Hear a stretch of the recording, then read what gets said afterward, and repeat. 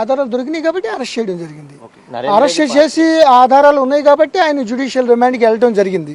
ఇప్పుడు ఆల్రెడీ చాలా ఆర్గ్యుమెంట్లు అయినాయి ఆ రిమాండ్ ఛాలెంజ్ చేస్తూ.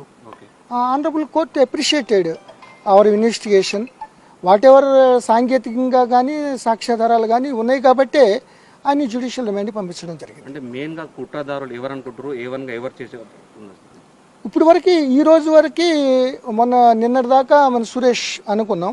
ఈరోజు A1గా ఈయన నరేందర్ రెడ్డి గారు ఈ కేసులో మెన్షన్ అయింది.